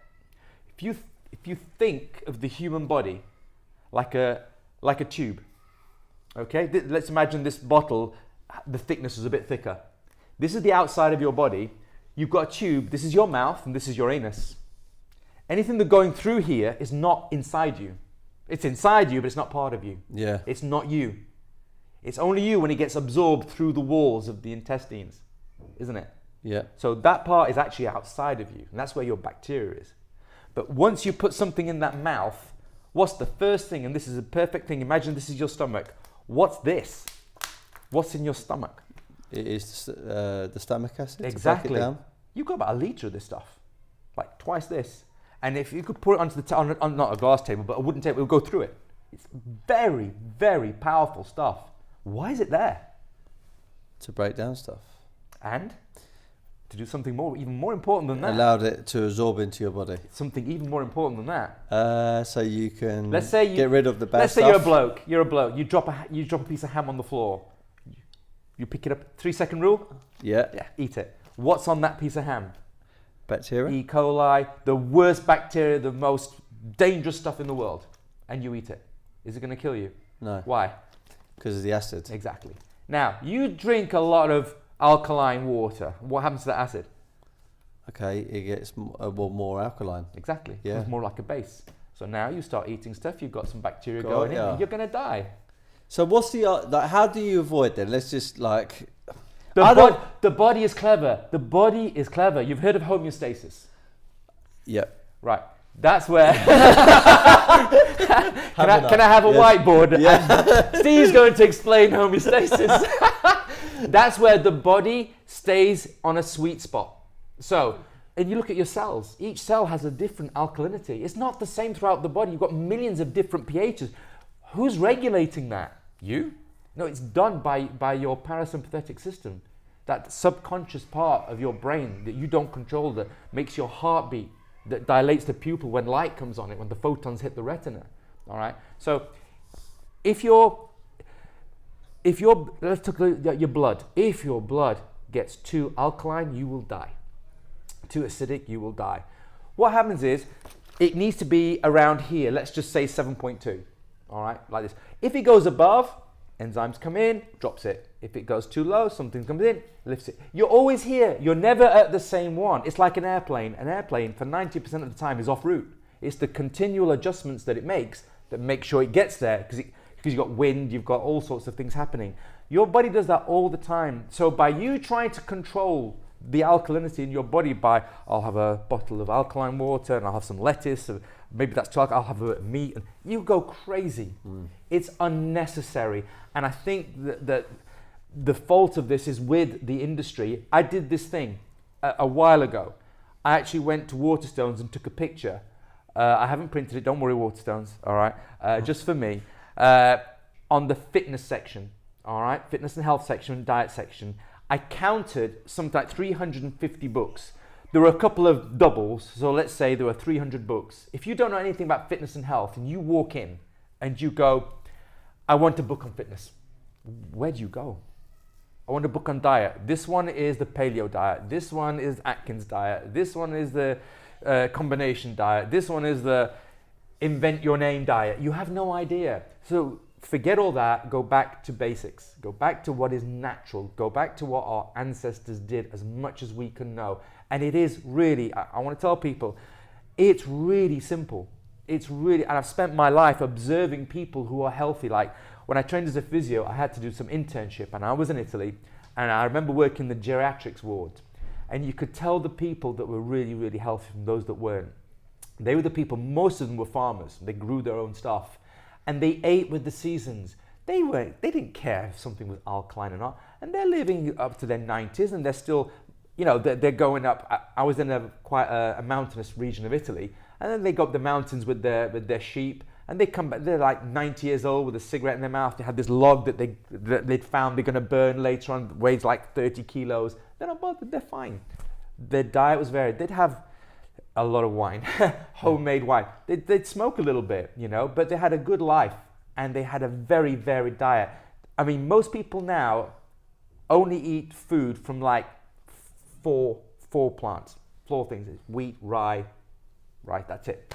Whereas our ancestors would eat maybe 100 to 150 different types of foods because they'd forage. Yeah. They'd forage for different things. So I would say that don't complicate things, and don't let the diet industry, because it's an industry. It's like the fitness industry.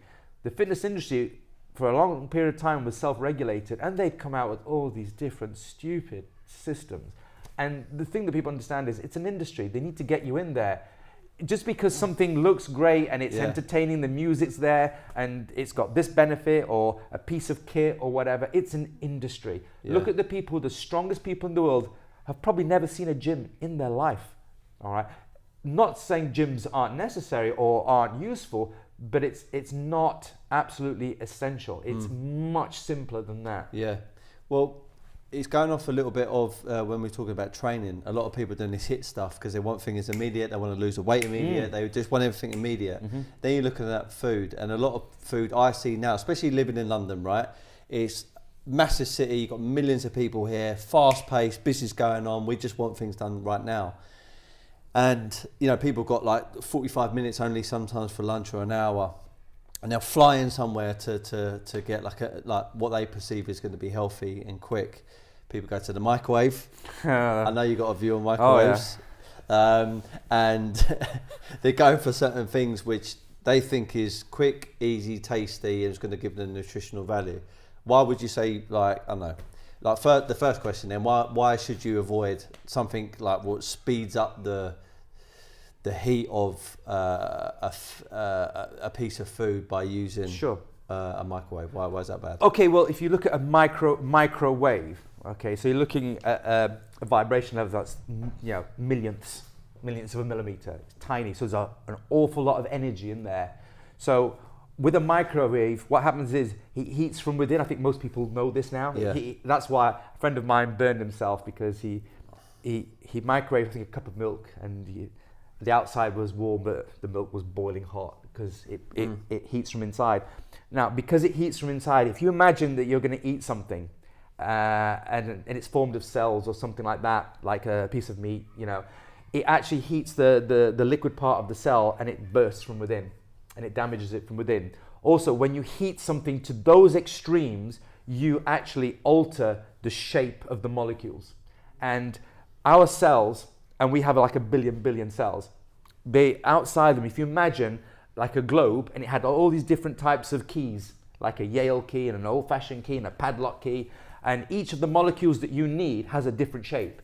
If you've rearranged the shape of these molecules, the body can't take it up, but it does something even worse. It might take it up, but it's like you going home and you put the wrong key in your door and it snaps in the lock. So even if you then have the right key and you want to go in, you can't get in. So that's what happens to your body, and that's what microwave does to food. It destroys everything in there. So your body really fails to recognize it. So you're not really getting it. Even if you had the best food in the world and you microwaved it, you pretty much nuked it. You've destroyed it. You can't really absorb it properly. So for the people who want something quick, but like, let's say healthy and stuff, what should they do? Try some fruit. It's pretty quick. Fruit, okay, and some raw food, I guess. Okay, well, you see, the thing about raw food is that, interestingly enough, this, the missing link thing, and I will not go too far into conspiracy, all right, aliens. But there is this missing thing where they cannot explain how our brain got from similar to a chimp, maybe 200 cc's to like 500 cc's. That's a massive thing. And one thing we know about evolution, or Darwin's theory, is that, if you have something, all right, you've obviously developed a certain ability, and that takes like millions of years to develop something as complex as the human brain. And no one can explain why that happened, but there are various theories. And one of the things that you needed was excess calories. You needed more calories. Now, our ancestors were foraging around, eating food. Now, if you're eating lots of food, just like apes, they spend all day eating, because even though they eat a lot, to extract the nutrients from the food that they're eating, it's just not enough. So they have to eat all day. So one of the theories is that when man discovered, when I say man, I mean the human race, when we discovered fire, what happened was you released the nutrients in the food. So when you heat something up, it's like homogenizing something for a child. It's easier to absorb. And certain things that you eat, if you actually heat it up, you actually make it easier to absorb. So like the beta carotene in carrots is easier to absorb if you heat it up. Meat, okay, it's tastier, okay, it lasts for longer. Once you can keep it out for a few days, it won't go off, all right, and you can eat it like that. Also, man learned how to ferment foods, which is really important. So going back to fast food and that, don't worry if it's raw or not raw, okay, because certain things that are heated up can be really nutritious for you. But on the go, what I do normally is, now it's really good. 30 years ago, it wasn't. You can just go into a supermarket. You can get, if you want, some salmon. They've got these salads ready made for you with hummus with rice. I mean, I don't think there's an excuse anymore. All right. Okay, it might be a bit pricier. All right. And if it is pricier, what I would tell people to do is prepare it the night before. Because trust me, even if you think, okay, I'm going to spend that extra money and go into the... But people pay in the long run, sorry to interject, but you know, some people go, oh, it's too expensive. But I always try and say, look, I'm not perfect, so sometimes it's a little bit rich for me to comment, but people pay in the long run. If you're cutting corners on your health, then eventually in a couple of years' time you're going to pay for it somehow. Whether you're going to become very sick, or you won't be tolerant to certain things. I think trying to pay that extra little bit for like quality good food, I think is so important. Like me and the family now, we get a lot of our deliveries from a farm, and even like I have cold pressed juices. I hope you're not going to criticise cold pressed juices because it's something I've been loving. No, it's fine. Ruben's wife actually, she gave me ingredients, and I have it every single morning now. She's and amazing. I feel.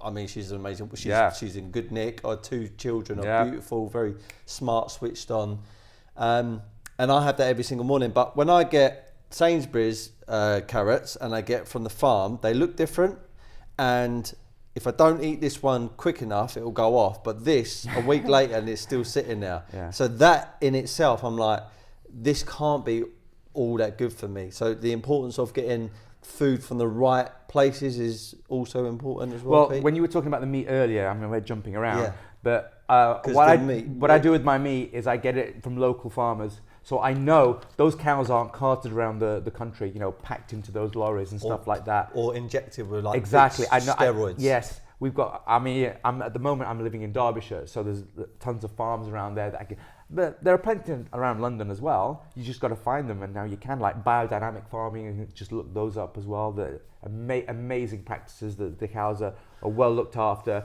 They have a good life, humane practices and things like that. So going back to that, now that's you, but trust me, although I'm not a nutritionist, people do come and want to talk about certain things, including some doctors, because they don't really have that type of training, all right, as a doctor, especially GPs. I mean, they've got to master a whole breadth of knowledge and then direct people to who they need to go to. I'm the sort of person to say, not to do, don't eat that or don't eat this, just everything in moderation. Limit it. To a certain point, even alcohol, I mean, I don't drink. But, you know, if you drink a certain amount, it's actually been shown to be quite helpful, quite useful to you, especially for digestion and things like that. So going back to the eating healthily, I think that nowadays, I think there's not many reasons for, you haven't got many excuses now. I mean, maybe 40, 50 years ago, you know, shops weren't even open all day.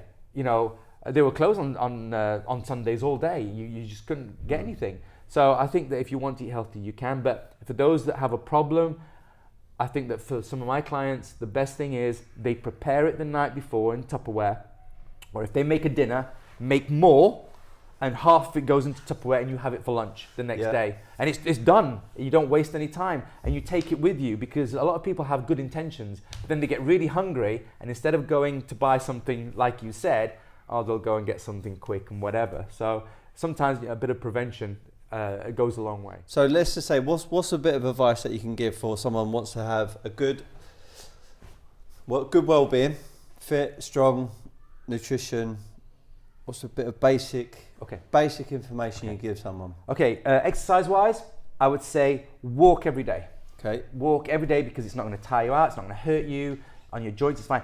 Anyone who has problems with their joints, knees, hips, or something like that, okay, you can cycle. You know, you can put a bike in the house, whatever, or if you can, just go to the swimming pool and just walk in the pool, because it'll take the weight off you. All right. So if you've had like a hip replacement or something like that, that will save your hips. So walking, number one. Number two, if you get the walking in, do some form of resistance training, some form of thing where you have to, you know, exert force, because basically the way bones stay healthy is that if you take a long bone and you've got a muscle that goes above and below, that muscle will contract, and as it contracts, it compresses the bone. As it compresses the bone is a crystal structure. You actually create an electric charge. You've heard of the piezoelectric effect. where you compress a crystal and you emit a electric charge. Well, that's exactly the same as the bone. That will actually stimulate the osteoblast to create more bone tissue. Okay. So the more tension you create, the healthier your bones are, and that's really important as you age. So you can either just lift some weights or do something like gardening, lifting something heavy on a regular basis, at least 2-3 times a week, whether it be in the gym or you have an activity. A lot of people do things like called the green gym now, where they help out on projects in the country where they're tidying things up. So it's really active. So you're cutting trees down, moving logs. And you're exposed to the sun and it's exactly, all good. Exactly, yeah. So as far as physical activity, that's important. People overdo the stretching business. They really do, all right? So not that I'm not against yoga or anything like that, but I would say just beware that the flexibility thing isn't as important as you think it is, all right? So the main thing is circulation and physical strength. In fact, I'll just say one more thing. One doctor did an important research on the ability of a person to lift themselves from the floor without their hands, and they found that over I think it was an 8-year period, the issues of mortality is the people that were able to get off the floor without their hands. So you're talking about people from 60 to 80 years of age. If they could get off the floor without their hands, they would live longer than the people that couldn't. It's wicked. Okay, so those are the important things of being functional. As far as diet's concerned, I really want to urge people to just think, how would my great-grandparents eat? Okay, just eat as natural as you can, stay away from anything that's processed. And one of the things to stay away from grains as much as you can. Grains being? Anything made from wheat, rye, oats, whatever. So like bread, pastas, rice and that. I'm not saying don't have them, but just have them sparingly and concentrate on high quality proteins and vegetables and fruits. Because I remember Ruben said something to me the other day, and I wish I got it on camera, and I wanted to see if you support it. Our own Katrina is actually from Woodbury House, has got celiac, is it called? Anyway, gluten intolerant. And Ruben said that everybody is gluten intolerant. Yeah. It just depends on different kind of levels. So he said, wheat many years ago, I think this is what he said. Years and years ago, it was it very tall, and didn't have really many sort of branches. That's right. And the ears. it took long years and years and years to grow, and therefore when people were making stuff from it, like bread and stuff, financially it was just taking too long for them to see a return, and it didn't have enough benefits on that piece of wheat. Mm-hmm. So what they did, they genetically modified it, shortened it, made it very bushy, and made it grow very, very quickly. So therefore the profit margins went up and everyone started doing it. You can't physically digest that now.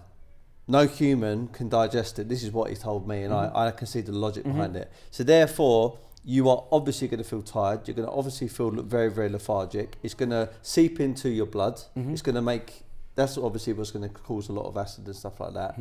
And certain people get real bad side effects, and that's where you got the celiacs and things like that.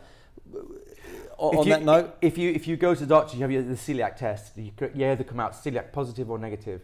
If you're negative, they say, "Oh, you're fine with gluten," and gluten is the protein of the plant. It's a protein. And when you do papier-mâché, when you made those masks, it's the gluten that hardens. Okay, that's the thing. Now that protein, what happens is, and again, imagine if you've got weak stomach acid, and as you age, by the way, your stomach acid gets weaker and weaker and weaker. All right, so that's a problem with gluten, because the stomach acid will attack the gluten and make it go through your body more easily. But the thing with the gluten is that if it's not dealt with properly, as it goes through, those molecules are not designed to go through whole like that through the intestines. If they do, the body looks at it as an invader. So it starts attacking it, and it starts attacking everything else. So that's where your eczema comes from. That's where other issues like headaches, joint pain, even schizophrenia. All right. What about things like arthritis and stuff? Yeah. Where it's people's hands and absolutely, stuff. Absolutely. And that's also from the pasteurized milk, where it's fermenting your joints and stuff. Well, again, if you've got a molecule in milk, all right, let's say you've got a calcium, and the calcium's attached it's chelated by another molecule, and the body recognizes it. When you heat it up, I don't know if you remember from chemistry, If you've got a protein, and a protein is like a wound up molecule, if you heat it, it denatures, which means it unravels. Okay. All right, it unravels. So basically the body doesn't recognize it anymore and the body will attack it. If it goes through the intestine into your body, the body will attack it. When the body starts attacking it, that thing that attacks it, the antibody, will look at something nearby. Oh, here's a cartilage cell. Well, I'll attack that. It's like a dog. You've got a dog that's really wild and someone comes to attack it. It bites the person attacking you, then it turns around and bites you as well. That's basically the process that goes on. So everybody, yes, is sensitive to gluten to some point or other. That not everybody gets that type of reaction. But the thing is that as we are evolving, all right, some people can tolerate it better. All right, we've been eating wheat for roughly 10,000 years. Roughly 10,000 years. It's a spit in the ocean for the amount of time that we've been Homo sapiens sapiens. So that's like 0.5% that we've actually existed. So we haven't had time to adapt to that. We've adapted to some things like milk. I mean, some people have adapted and have the enzyme that can absorb milk, and some people haven't. The same with the gluten. So I would say to people, avoid it as much as possible. But the main culprit is the breads. Because what they do with bread now, again, to save time, is they'll make the dough and they'll fire it up straight away.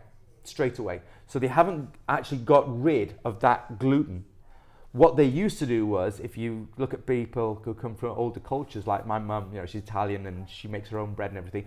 They make the dough with the starter, and the bacteria actually kind of, not eliminate, but they change the form of the gluten so you can absorb it overnight. So it's fermented.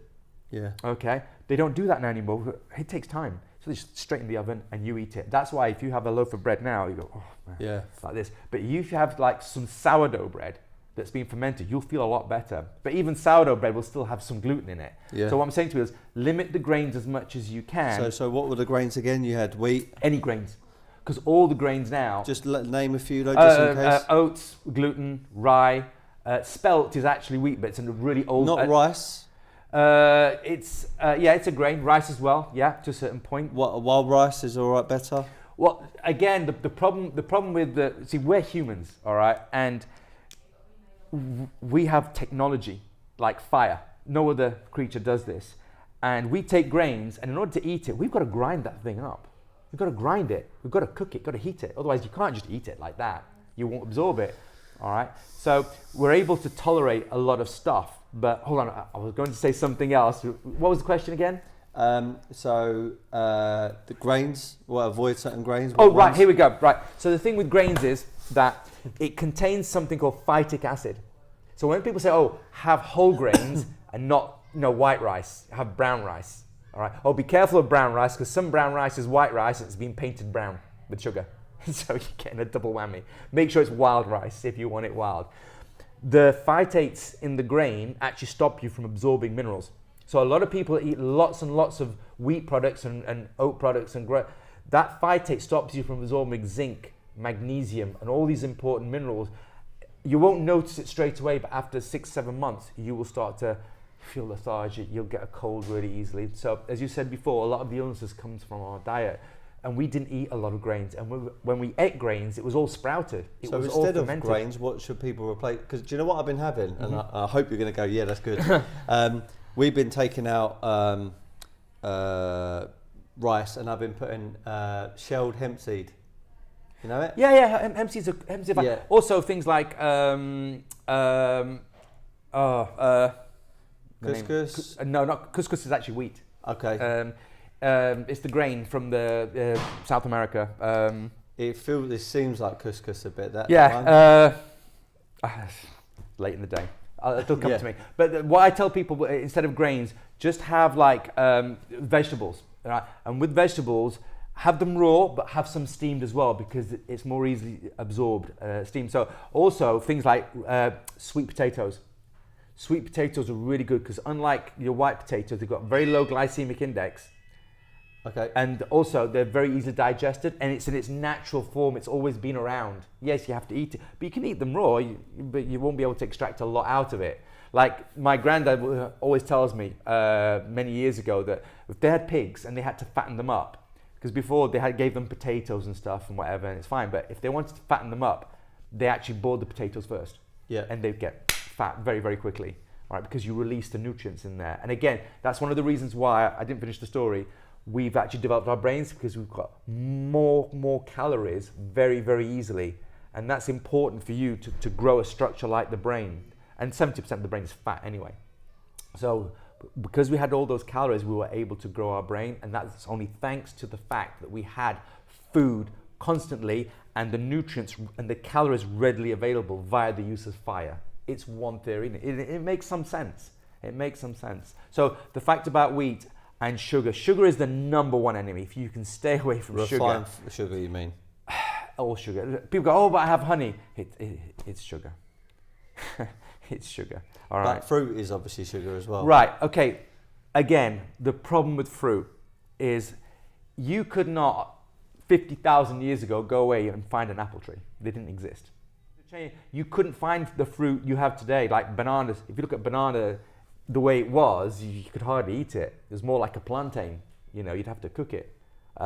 So with fruit, they've kind of, it's not genetic modification, but it's more like over the hundreds and hundreds Evolved. of years, yeah, they've actually worked with it and they've spliced the seeds and they've made new things to made the fruit plumper. So the oranges are bigger, the apples are bigger. So the meat of it is a lot bigger. So inside there you have the fruit sugar. So the fruit sugar is fructose. Okay. I actually wrote an article many years ago in just a local paper and telling them how bad. What was the local paper, Daily Mail? It was the Bucks Free Press. Right. And stating that fructose is one of the worst things you could have. It's one of the worst things you could have. And then someone in a major paper had a go at me. And I then had a rebuttal and said, well, just check out your physiology and you'll find out I'm right. The problem with fructose is that if you look at diabetics, they can have fructose because the fructose does not go into the bloodstream directly. It goes straight into the liver first. Problem with that is that as well as bumping up your sugar a little bit in the liver, it also gets transformed very quickly into cholesterol. That's a problem. See, that's where you get cholesterol from, excess sugars. Anything in excess gets transformed into fat. That's where you get the problems from with heart disease and that. So the problem with fruit sugars is that, but if you have it as, you know, the meat, you're not going to have a lot of it because in an apple, you've got a tiny bit of fructose and it's not a problem. You've got the minerals in there, you've got the fiber in there, you know, it's not an issue. But when people have all these juices, these fruit juices, they think they're being really, really healthy, but they're taking an awful lot of fructose. And if you look at a teaspoon of sugar, if you look at it, it's actually one molecule of glucose and one molecule of fructose. Don't buy fructose on its own. Unless you're a diabetic and you want to have a bit of sugar, okay, that's fair enough. But with the fruits, again, fruits are great because you've got the minerals and the vitamins in there, but don't overdo it. And I know there are people on the web and that, and they're fruitarians and things like that.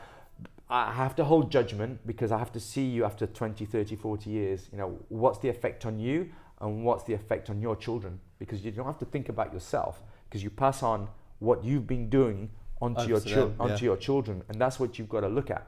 So that's why I look at ancient cultures, look at the ones that thrived. And they had a lot of common sense. I mean, Hippocrates said, let food be thy medicine and medicine thy food. He's right. He was one of the first ones to do fasting.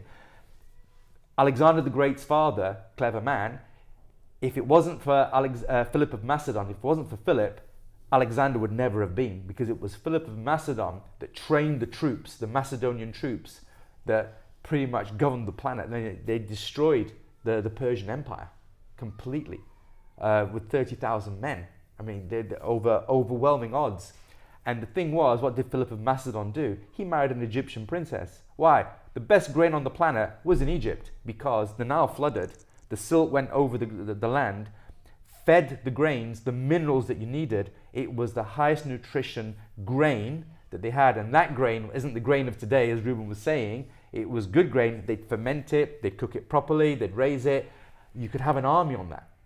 All right, so, you know, that's why I go back to ancient cultures. How did they survive? And if you look how they survived, they ate organ meats, liver, kidneys, heart, things like that, to a limited amount. They varied their diet. They had lots of different types of vegetables according to the seasons, and they ate what they could throughout the day. They ate when they were hungry, stopped when they weren't, and they didn't have simple sugars. They just didn't have them.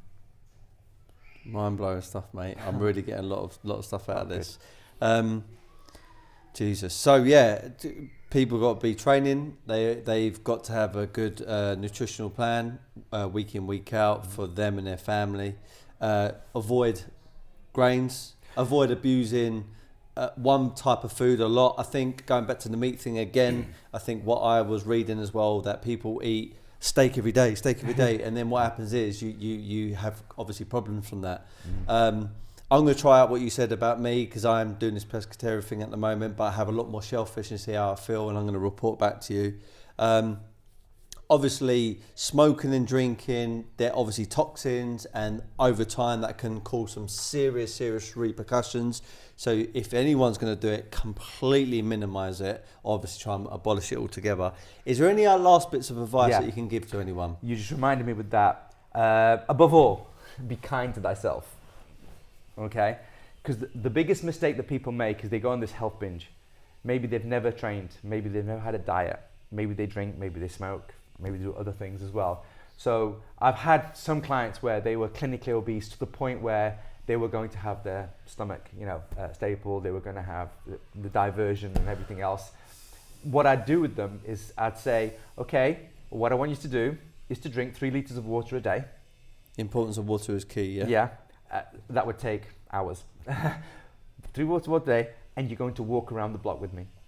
That's it. I said, what about my smoking drink? No, smoke, drink, do what you want. I don't care. Carry on. Because people suddenly go from here to here. So now, from having bacon and eggs in the morning and smoking and drinking and doing what they do, they wake up in the morning and they have, porridge and water, all right? And then they go out to the gym, and then they come back and they have 4 lettuce leaves and a sardine. They're not going to do it. And the thing is that if you embark on a fitness regime, even if it's walking, you need calories. That's the first thing the body thinks about. Not vitamin C, not iron, not zinc.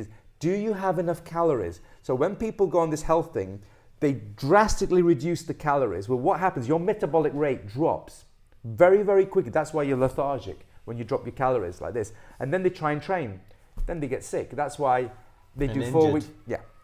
So the thing to do is keep your calories where they, and the only way you can do that is to continue eating the way you have always eaten. That's the most important thing. The worst thing that people are doing is they're not drinking enough. The satiety for hydration and hunger are in the same place in the brain. And sometimes you think you're hungry, but you're actually thirsty. So if you do the experiment where you think you're hungry, have a pint of water and see how you feel. People go, oh no, it's because you filled your stomach full of water. Well, hold on. The water drains out pretty quickly out of your stomach. It's water, all right? No, it means that you were thirsty, but you thought you were hungry because 10, 20, 30, 40 years of your life, you haven't been drinking water. You've been drinking soda. Every time you have soda, you need more water. So that's the problem. So I say that. The next week, what I do is say, right, now you walk around the block twice, but what you do now is 3 helpings of vegetables a day. I don't care how you get the vegetables in. You can put them in a bowl, and you can put Nutella over the top. I want those 3 portions of vegetables in your body. What about smoking and drinking? Keep smoking, keep drinking, okay? Because if you take that away, you'll create stress, which means they have less resolve to do what they need to do. I don't know if you know the research by Baumeister about resolve, and we'll maybe another time. Yeah. But that's an important part. That's why I say the mind is the most important thing if you're in that state. So by small increments, eventually you'll find that if you add in the good stuff, the bad stuff by itself, and I've done this many times, they suddenly stop smoking because they've got the nutrients. Away, yeah. Exactly. So that's the biggest mistake people make. Be kind to yourself, do things by increments. The first thing you need to do is drink more water, start doing some physical exercise, and add things in gradually. Powerful. You fill the memory card. Is it done? Yeah, I think it's still all yet. Oh, it's just an order, yeah? Okay, cool.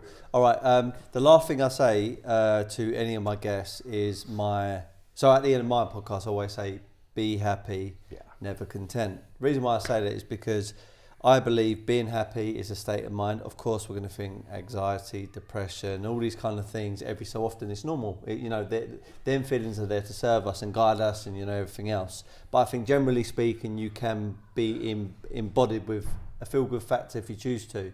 But never content means I look in the future and think, right, I want to achieve this goal. I want to achieve that mission. I want to achieve that level of success for me and my family because it keeps me focused. If I were to say to you, what does be happy, never content? What's your kind of interpretation of that? I go back to philosophy, really. Aristotle talked about this many, many years ago.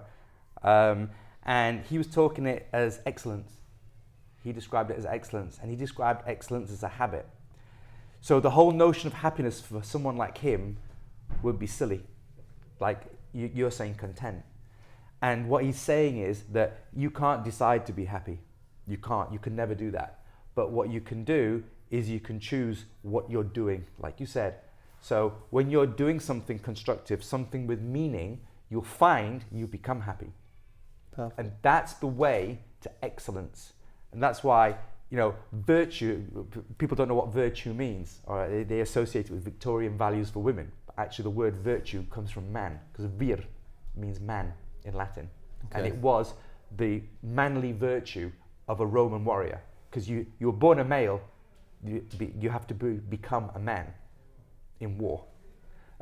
So this virtue is excellence, and for me it means that you have to pursue something that has meaning for you, and unless you do that, you can never be content and you can never be happy.